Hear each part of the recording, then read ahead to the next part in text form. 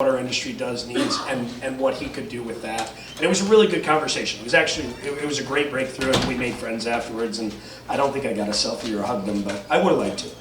So the second cool thing that happened, while we're talking about this and we're discussing, this is the transmission piece by the way, as we're discussing what the needs are going to be for power, we get back into small modular reactors. And it didn't matter really if it was a small modular reactor or if it was natural gas. Natural gas came up, but they really wanted to keep getting into small modular.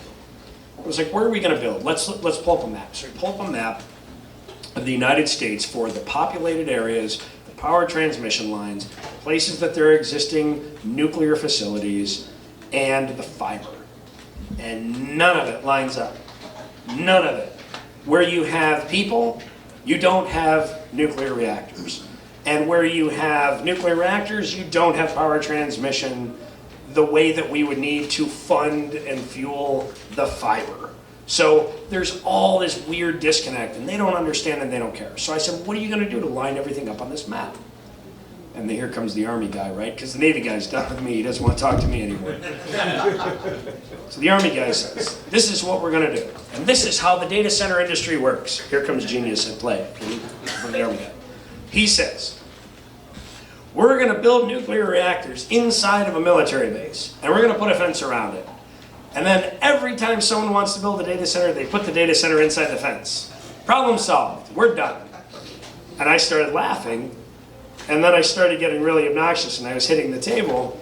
And he's like, I'm not kidding. And I'm like, that's the funniest joke I ever heard in my entire life. This is insane. You don't know how this industry works. You don't know what the people need. I said, so where does the Netflix movie go from the military base to Chicago? Like, where is Amazon Web Service going to know where to drive the truck? Where am I going to download somebody's porn? Not yours, but somebody else. Where does this stuff going to come from? And he just looks at me and he goes, well, it goes out. Like what, the intrawebs? Like, what are you doing? He didn't understand that you needed to have a fiber connection. And you needed to have a substation. And you needed to have microgrid. And you needed to have power transmission lines.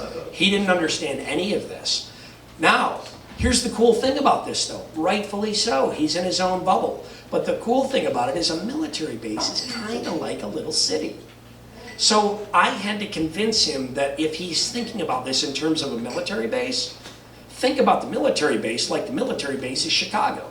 Think about it like it's Milwaukee. Think about it like it's Rochester, New York. And if you think about it like that, you're still going to have some kind of transmission going to the barracks or the mess hall or wherever else you need to go, or the commissary. But that's what you need to think of this like. You still got to put in infrastructure. And all of a sudden the light bulb went off and he went, holy crap, the problem's bigger than we thought. Now, I've got the Department of Defense who says that they're going to come in and take this thing over from the DOE and provide regulatory compliance for actually making this happen. Now he's thinking about it like a civilian instead of a mission critical immediate need that must be assessed for his very small area of operation. His area of operation grew to the entire United States. I tell this story because unless we all, people like us in this room who know the industry and who talk and communicate, I use my power of voice to bring this to anybody who's willing to listen to drive the change. I'm not doing this to say I'm making a difference and talk. I'm actually going to these places and actually going to these people, going to the ministry of Saudi Arabia, going to Oman, telling people this is what you must do and this is how you must think about it. Because, I mean, no fault of anyone's, they're just things that people don't know, they don't understand because they don't live in our world. So we've got to bring our world to them and educate them on how they must do it so that the world can then acclimate to a complete global digital economy. Whoa. You're welcome. Once you get going, you're going. My weakness, my kryptonite. So maybe I'll shift gears a little bit and talk about some of the challenges of microgrids. Is that cool? Definitely. So we throw it out there like, let's build a behind the meter microgrid solution, and we say it like it's an easy thing to do, but it's certainly not. So I'll touch on the regulatory side a bit, and I guess that's what makes everything difficult in our lives are the rules we need to follow. If it was as easy as bringing the assets to the site and firing it up, I mean that is the simple part. But Where it gets challenging is based on region.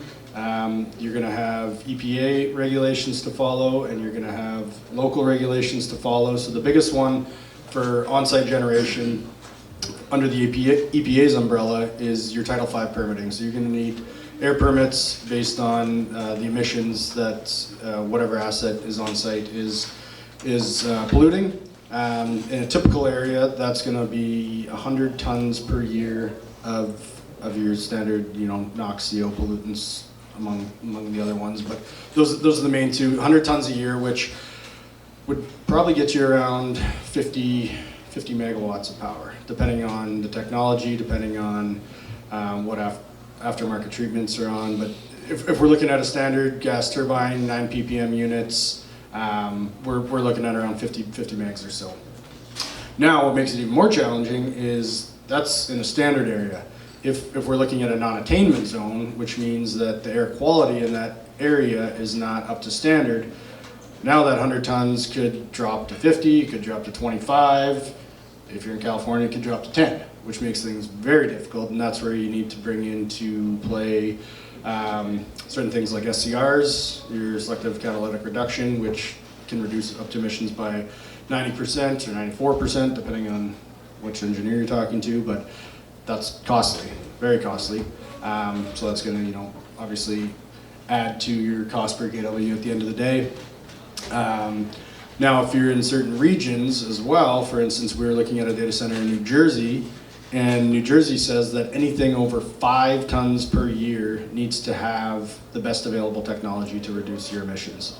So right off the hop, you're looking at SCRs, you're looking at the best technology possible to reduce your emissions. So that's just the air quality side. Then you got to look at the noise.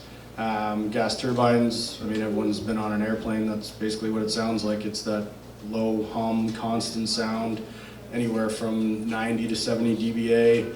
Obviously you can have silencers to reduce that.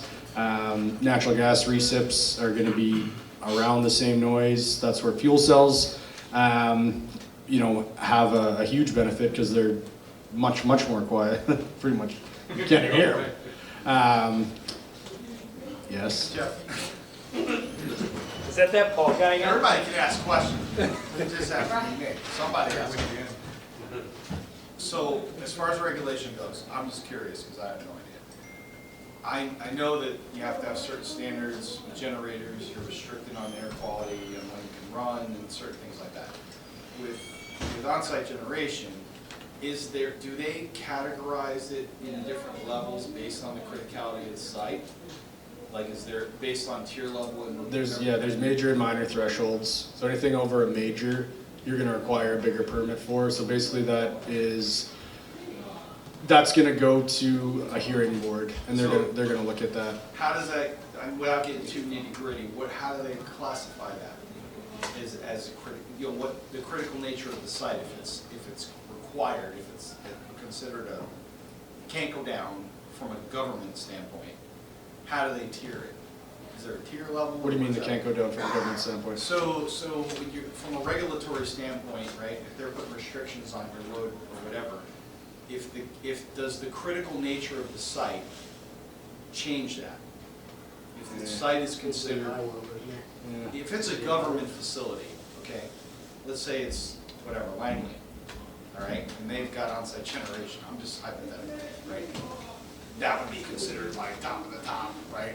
Are they going to scale back the regulation? Is there anything like that in place based on, and how does that work? If you're a data center and you're housing data that's considered top tier, top level, does that change the regulation at all? That's what I'm asking. So can the government do whatever they feel like? No. I suppose is the question. So It's the same level of standards, doesn't matter. I'll go back in time from my past and talk about things I don't want to talk about because I don't like bad-mouthing anybody, but I'm gonna. Oh God, you're gonna make me do it. Get me a whiskey, would you? So when I was with that other organization that's totally irrelevant now, there's a standard called Tier 3. Tier 3 means you're concurrently maintainable on all mission critical components. and you're planning for, you are concurrently maintainable to a single planned downtime event. If you're tier 4, you are concurrently maintainable to a single unplanned downtime event. You're compartmentalized and isolated. That's all tier 3 and tier 4 mains, okay? And that is a spec that goes back 17 years ago and hasn't changed once at all. It doesn't include AI workloads. It doesn't include liquid cooling, because liquid cooling occurs inside of a cabinet, and that spec only goes from inside the wall of a building to the outside wall of an enclosure.